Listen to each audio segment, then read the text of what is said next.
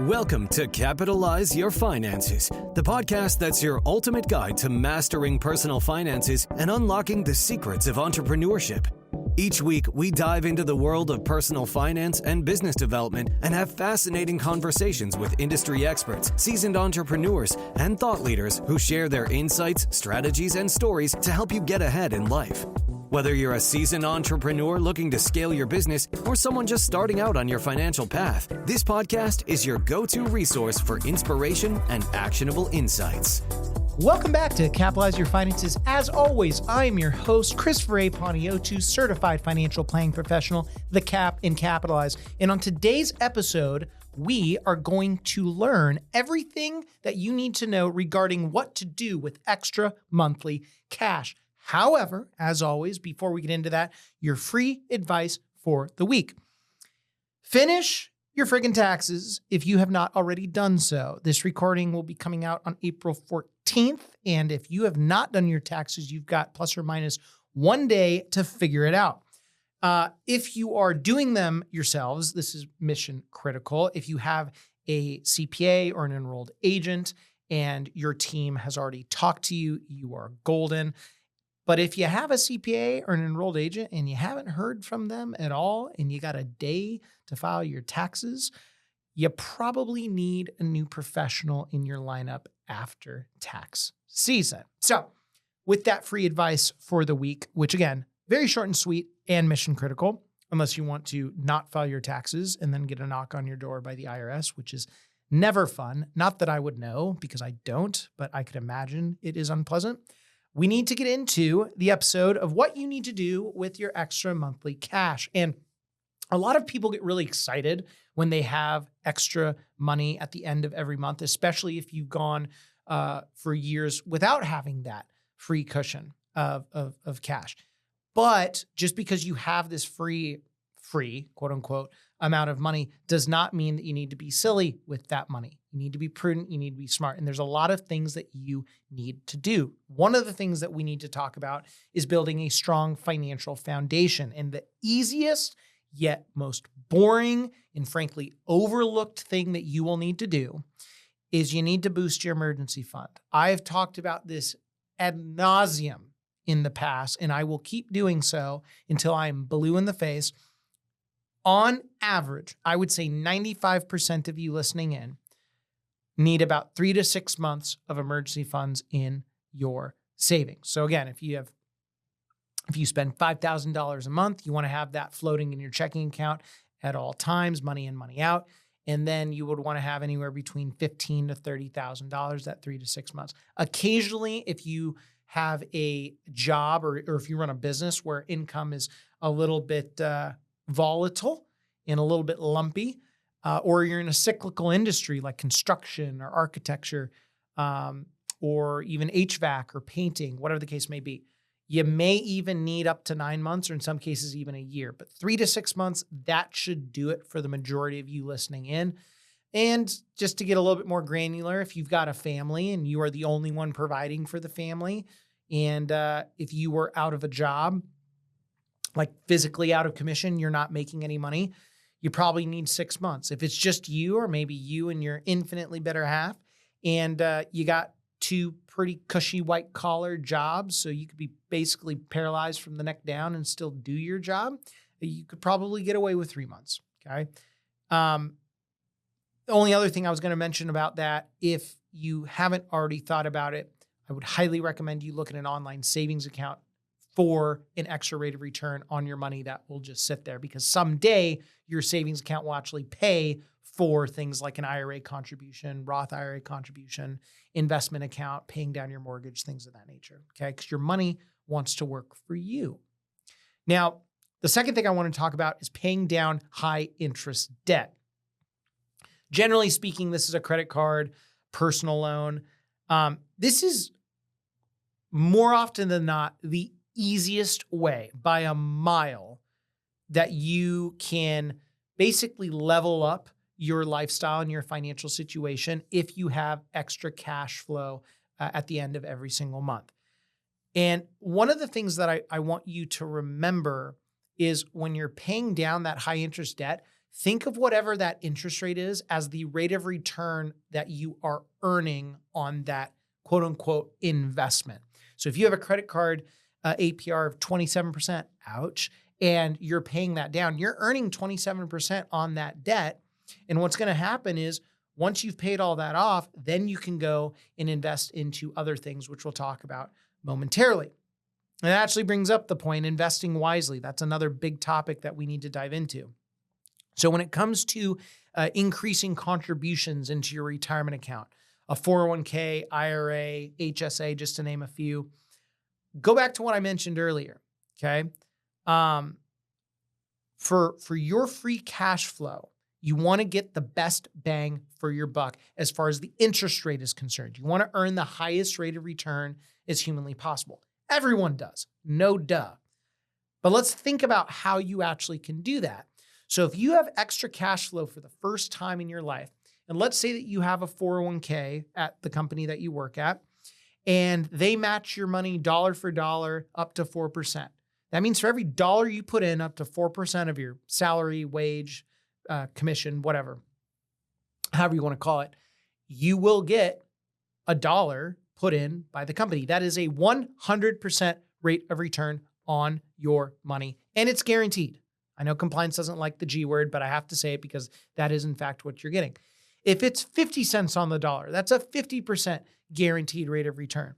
So my point is, when you have free cash flow, all things being equal, it is a non-negotiable. You got to put in at the bare minimum that match to get the free money. Now, once you get above and beyond that, it gets a little bit interesting because then you've got to ask yourself, oh, if I have a high interest rate debt, should I pay off that 27% interest rate? Or is my blended tax rate maybe really, really, really high if I'm in a high tax bracket? Oh, well, then maybe I should continue to put money in pre-tax to my retirement account because I'm earning 32% on my tax rate versus 27% on the taxes, on the interest rate on my debts that I have. So it's always, always, always coming down to the interest rates. Now, I mentioned a 401k with the match and being able to max that out accordingly. I mentioned an individual retirement account if you want a deduction, or a Roth IRA if it was tax-free. The one thing I wanted to briefly mention too, major if, you have access to a health savings account, it is a non-negotiable. You need to contribute to that. First off, you can't contribute a ton into a health savings account relative to an individual retirement account, or for sure a 401k. And I'm not going to get into the specifics on how much you can contribute for now, but what my point is with an HSA, a health savings account, your money goes in pre-tax, so you get a deduction for it. The money grows tax deferred because you can invest that money once you get above a certain amount of cash. Generally, it's $1,000 or $1,500 in the account, depending on your provider. But then if that money is used for qualified health expenses, and there is a laundry list of what those are, that money is tax-free.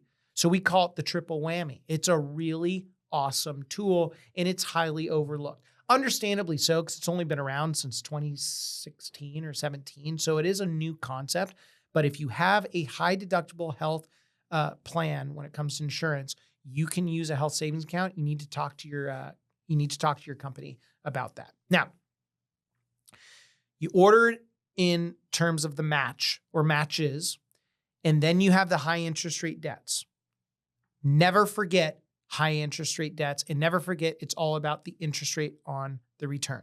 Now, once you've done all of these things, meaning you've contributed up to the match, you understand that your high interest rate debts you're paying those off, and then those are gone, and you're able to then increase your retirement plan contribution that much further to get a deduction, or even if it's after tax with Roth being tax-free growth. After you've done all that, then and only then should you look to take that extra cash flow and then invest in an investment account for like mid to long-term goals. I'll tell you, a lot of people get really,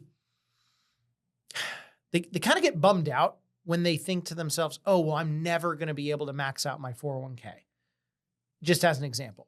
That's fine. There's nothing wrong ever with keeping your life as simple as possible for as long as possible.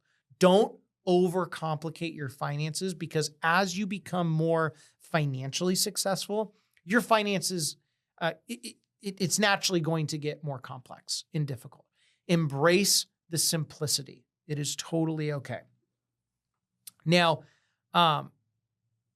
before we go to the commercial break, I want you to know that we're going to be talking about planning for future goals. We're going to be talking about giving back.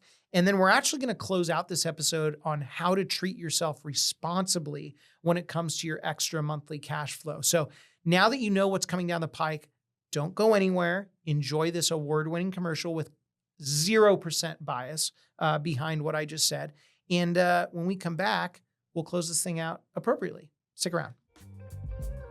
Are you ready to transform the way you approach sales?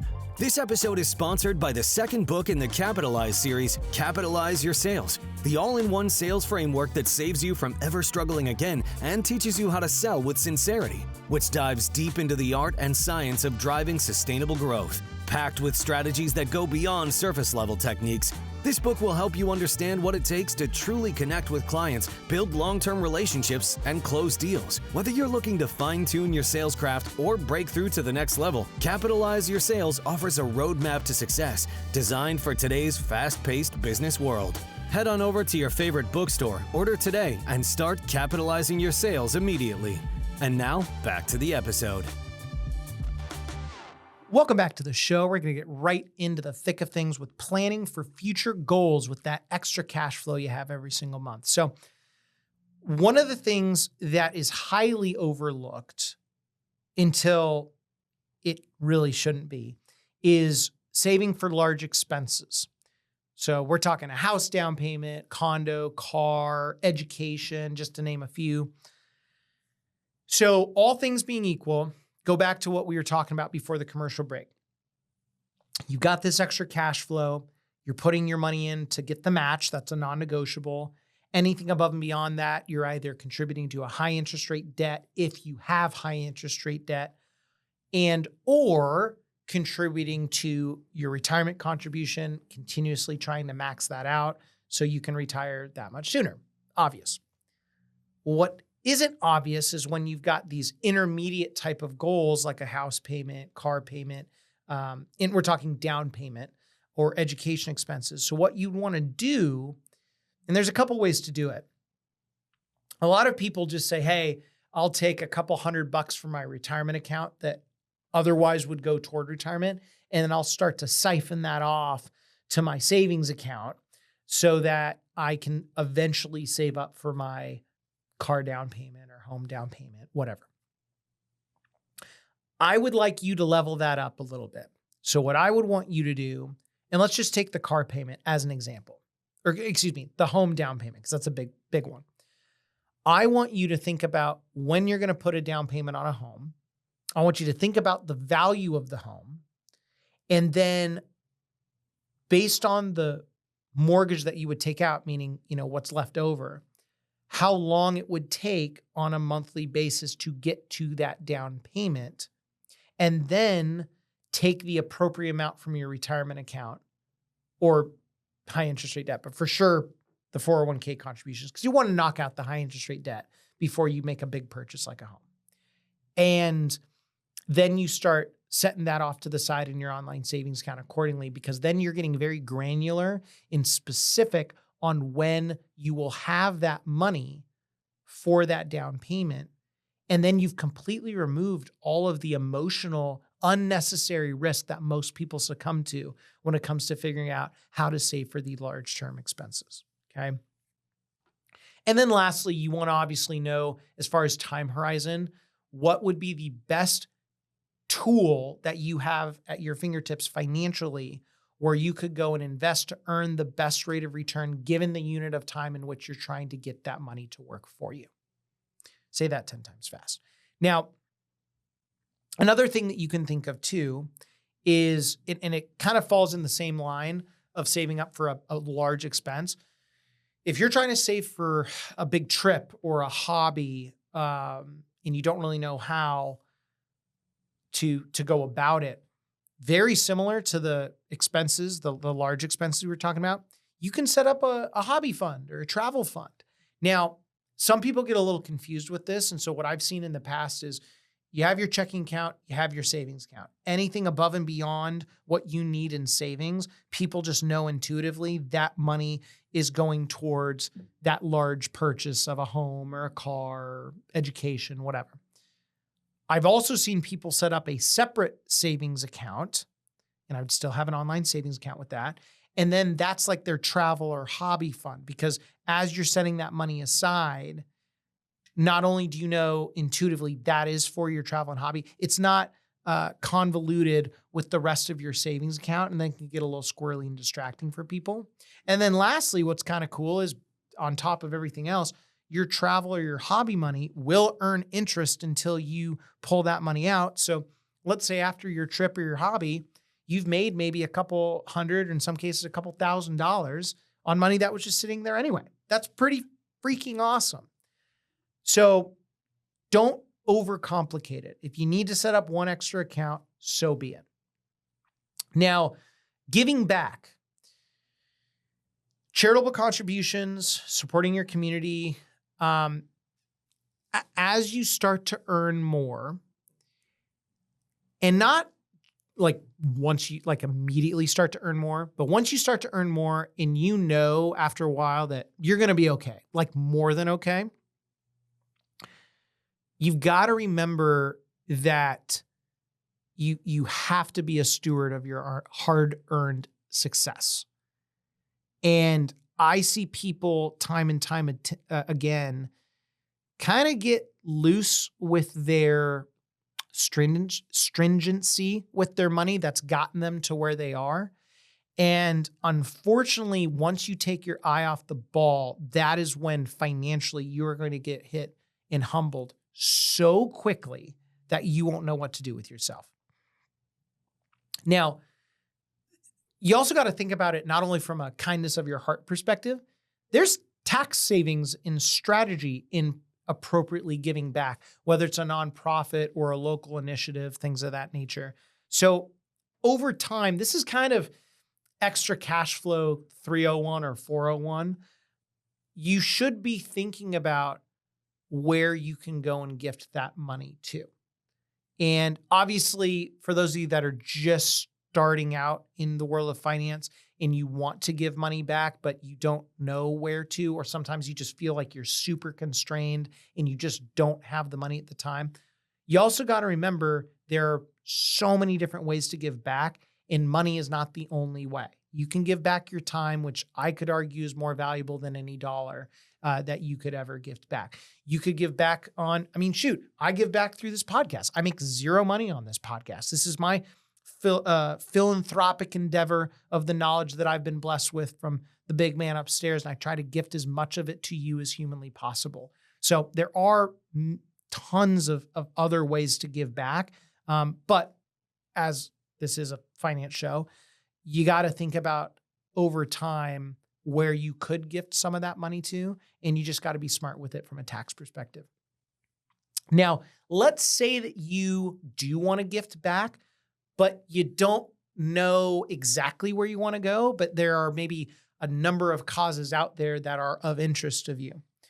That is where we've seen this in our practice a ton. Donor advised funds come about, where this fund basically you set it up, and then a lot of these nonprofits, what they do, or these foundations act on your behalf, and based on the list of nonprofits at their fingertips, you can kind of pick and choose. Or if you don't even want to pick and choose, and they kind of gift your money on a prorated basis through all of their charities that they gift to, they can do that as well.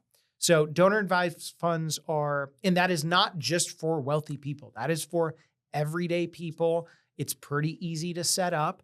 You could just go online, type in how to set up a donor advised funds, and I am sure Google will give you 15,000 pages in the 0.00039 seconds that Google can think.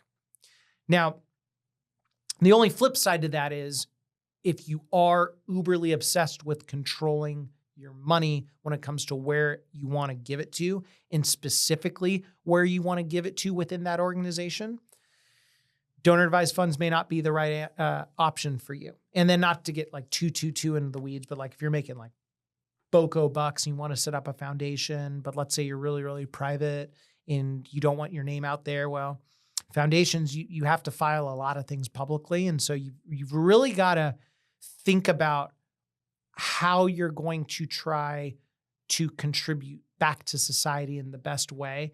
Because sometimes the taxes they pale in comparison to how important privacy is to you.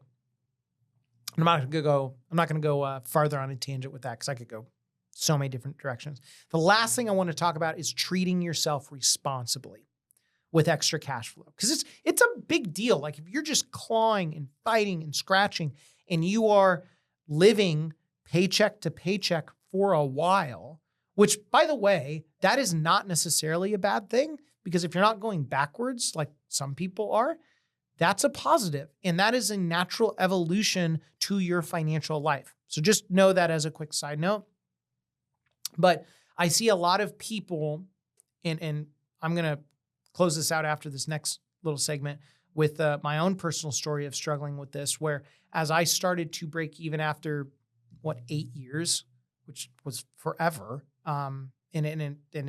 I know that can be quick in the grand scheme of things for some people, but I felt it. I mean, I freaking felt that claw, fight, and scratch. I was not able to appreciate a lot of that. So allocating a small percentage for fun or indulgence, just budget in breathing room. So like, I'll just tell you, so when people come into our practice and let's say that they have $3,000 a month in free cash flow, I'm making this up. I will ask them, how much do you want me to show in your plan going towards something of prudency, meaning long-term, short-term needs, whatever the case is. And then the rest of it, I don't show in the plan, but I tell my clients, I know that you have free cash flow every single month of whatever that dollar amount is. So let's say it was $2,000 a month based on the $3,000 hypothetical.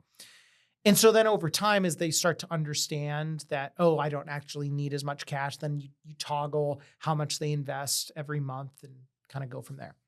But for you, if you're doing this on your own, which is totally fine, you just need to budget in that cushion. And then maybe once a quarter, you look at your situation and go, man, how in the world did I get all this cash? Well, it's because that's your free cash flow and you didn't really need it. So you either automate that away, maybe you pay off that debt that much sooner, maybe you set money aside for that hobby, or maybe you take some of that money and you just go on a really nice dinner or a really nice weekend getaway, something along those lines. It's totally okay to allocate a small percentage for fun and indulgence, but emphasize small percentage. Do not get overly comfortable with trying to keep up with the Joneses, because it's going to end very, very, very poorly. Okay. Balancing enjoyment with financial growth is going to be something that many of you will struggle with forever. And this is where I actually wanted to close out this episode. I can tell you at the end of 2024, I've spoken about this actually a decent amount recently on past episodes. I was a guest on the Drummer Moon 5's podcast, and we talked about this a lot. I always set New Year resolutions for myself, personally, professionally, and then with my health and fitness. I've done that for years. And many of them are quantitative in nature. I want to get X amount of new clients or hit a PR in weightlifting, whatever the case may be. And a lot of those goals are stretchy, meaning I'm going to do my best. I'm not going to hit all of them. It's really going to stretch me. But if I get some of them, I know I'm infinitely farther ahead than 99% of peers or whatever the case may be. In 2024, I was proud professionally. It was the first year I hit every single goal. And my wife and I, every year we go out of town for a couple of days just to unplug, get away. And on that trip, I actually just broke down because it hit me so hard in the fact that like I never knew what the cost actually was to getting to the level at which I strived to get at. Now, I'm not saying it wasn't worth it. It was worth it. It is so worth it. Never been happier than I am today. Super proud of that. But what I'm telling you is I forgot to value the qualitative aspects of the wins over time. And that did cost me. So I can tell you in the year of 2025, all of my goals for the first time ever are purely qualitative in my life. I'm not going to go through all of them because that's for another time. I can tell you it's scary for me because I am a quantitative guy. I mean, for crying out loud, that's what my show, my business, my brand is all about. It's about capitalizing on your finances, capitalizing on your sales, capitalizing on your business, okay? Those are all quantitative things. But the most valuable thing that I can look at is the quality in which I am achieving it, because now the quantity will take care of itself. So I'm telling you this because as you're starting to break through to that next level, you are going to become a slave to the love of the financial growth of things, the black and white numbers. It is okay to take a step back and breathe and appreciate what you have. And that's a lot easier said than done. And I understand that, but that's something that all of you are going to have to master, especially because you have the mindset that I do listening to this show. So with that, that is a perfect place to stop. And I had a blast researching this episode. I hope you had a phenomenal time listening into this. I will see you next week. As always, I'm your host, Christopher A. Paniotu, certified financial planning professional, the Cap and Capitalize. And until next time, keep capitalizing. Take care. As always, thank you for joining me today. If you have questions about today's episode or any personal finance questions, please reach out to me at Cap and Capitalize on Instagram, Chris at capitalizeyourfinances.com, or via our website, capitalizepodcast.com. If you want more Capitalize Your Finances content, head on over to capitalizepodcast.com and check out our blog, free resources, book, and online course.